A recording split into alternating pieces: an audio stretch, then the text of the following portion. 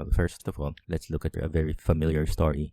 Most of us have memorized in childhood, or at least the basic story. Okay, so it's a story about a traveler who got stripped of all his clothing, beaten to death, and then left half dead. So that's like, someone that you can do mercy killing or euthanasia on. The traveler is there on the road, so you have a person who's not part of your healthcare profession class. Could be anyone. Could be like, someone from a low socioeconomic class, and he's like a charity patient, or someone who's not as smart as you, not a medical person, or not a well-educated healthcare professional, was robbed, stripped of his clothing, beaten, and left half dead. So like very injured. That's the kind of person you can do mercy killing on, right? So someone who's very sick, very close to death, or very injured, right? Like it's almost someone who got brought into the hospital emergency room who's like that. So now, and then two people passed by. So if it was the Jewish temple, it would be the big shots, the one who's very smart, tells everyone what's good or what's bad. That would be like the priest or the boss of the temple. He would know what's okay, right? So he's the boss.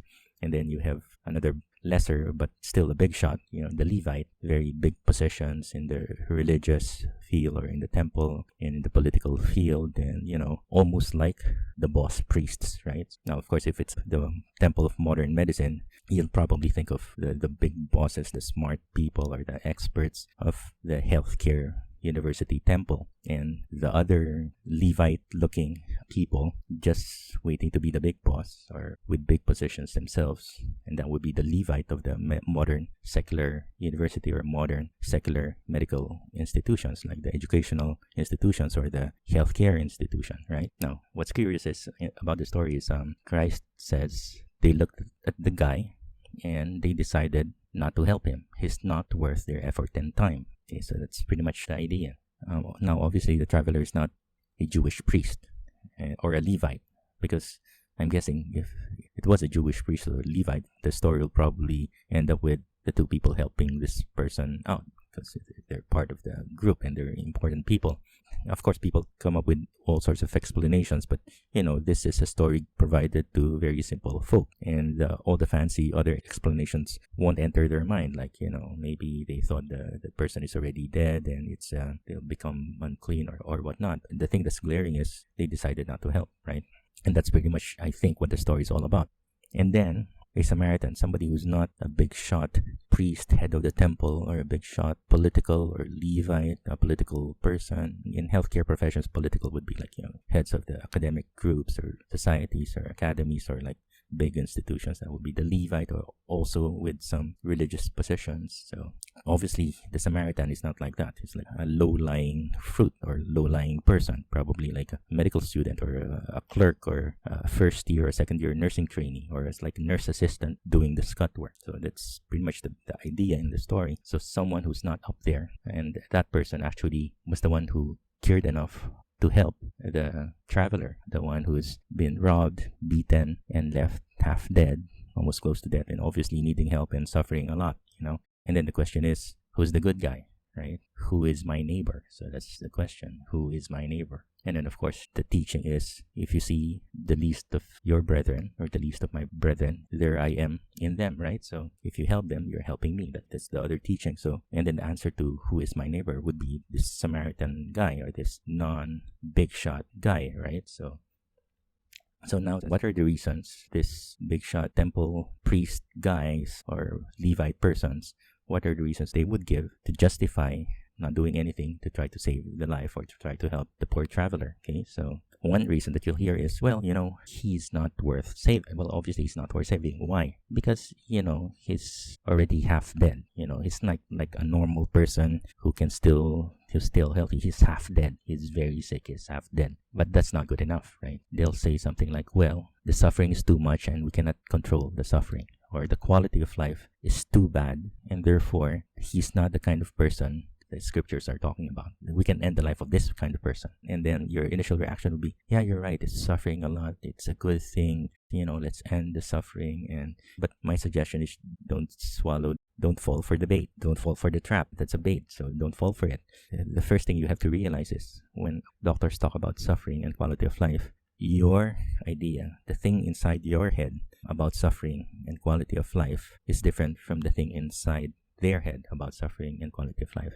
So in medical rounds and conferences of the healthcare providers, nurses, or doctors, or like team rounds, when somebody says, is the patient suffering? What you'll hear is probably, well, the pain is still there. It's pretty bad. It's like 5/10. You'll hear something, or you'll hear tools about the pain and the throwing up and things like that. And more than half the time, or most of the time, nobody talks about spiritual suffering or anything along those lines. Sometimes they might attempt to talk about depression or anxiety along the psychology, psychiatry lines, but only briefly, because the thing with doctors, especially if you're not psychologists or psychiatrists by training, they don't like that stuff. So most of them are not too interested in the mood and the depression, and that's like a really murky area as far as they're concerned. So what will probably happen is some trainee or resident or nurse will say, well, he's still feeling sad or depressed, and then the answer is go and get the psychiatrist or go and get the psychologists, and that's pretty much it, or go get them counseling, and that's the end of the story. Now, if they treat depression and anxiety and fear and things like that way,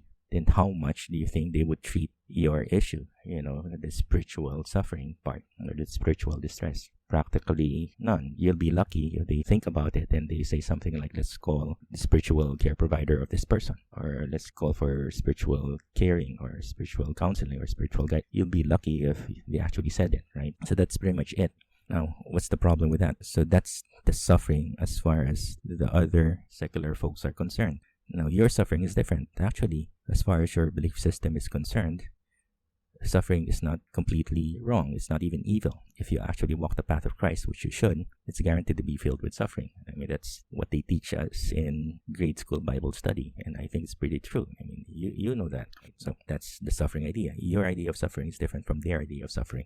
Quality of life is the same thing. Quality of life, as far as they're concerned, is different from your idea of a good quality Christian life. Now, we actually have tools to measure quality of life, and if you actually look at the tools, it's the same thing. You have a whole bunch of parameters and numbers asking about, is the pain okay? Is the throwing up okay? Is the headache fine? And then you have a few numbers, maybe 2 or 3 about depressed mood or anxious, compared to like a dozen or more along the physical, distressing, suffering stuff. And you're lucky if you have 1 number about spirituality or spiritual distress, or maybe not. Some tools don't even have those. The thought process in the secular mind is, if you have those, then you'll be depressed. So all we need to ask about is the mood and things like that. We don't need to ask about all those crazy other religious, metaphysical, existential, or spiritual stuff.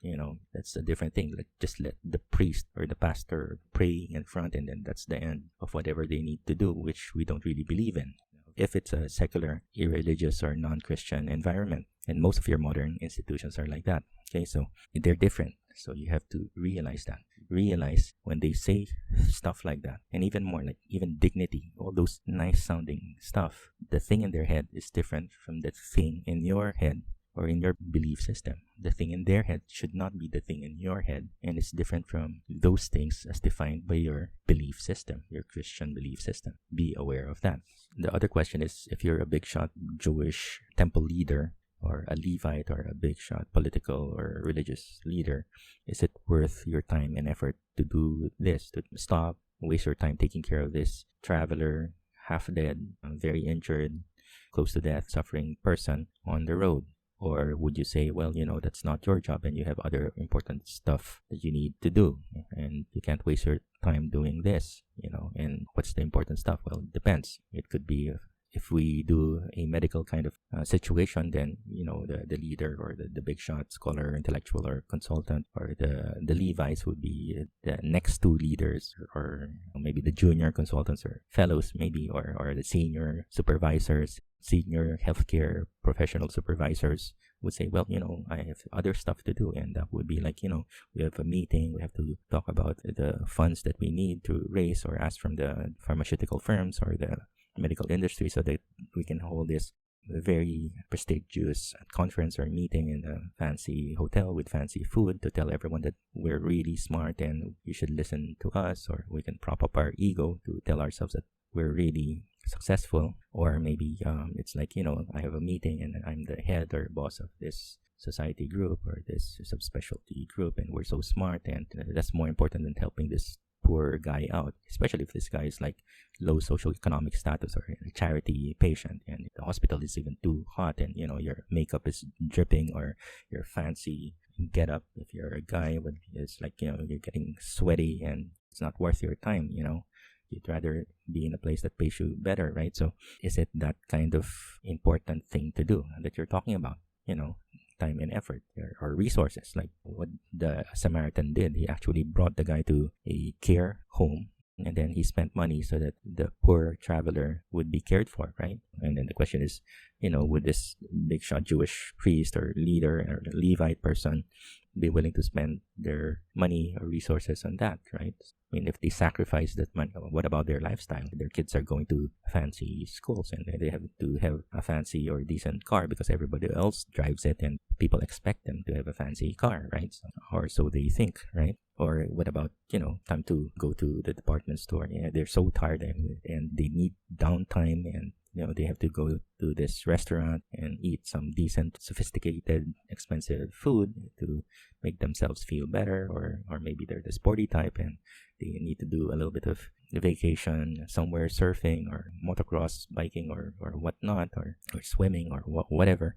Or maybe they're the type who, you need to go to the boutique store and treat yourself to some expensive outfit or a bag or jewelry or a watch, and then show your friends your latest acquisition, and then feel good about it because you've been working, quote, so hard, end of quote, helping poor people that you really don't care too much about, or you think it's not your job to do so, right? So that would be your Jewish priest and the Levite, right? So is it worth their time, and is it worth their money and resources and effort? That's something to think about. Now, it may not be a medical or healthcare profession kind of example. It can even apply to your own institutions or churches. Like, if you're the priest or the head pastor, one of the senior leaders of the church, or a senior professor or whatnot at the Bible school, or is it worth your time, money, resources, and effort to help this poor traveler who's very sick, suffering, and injured, near death on the road?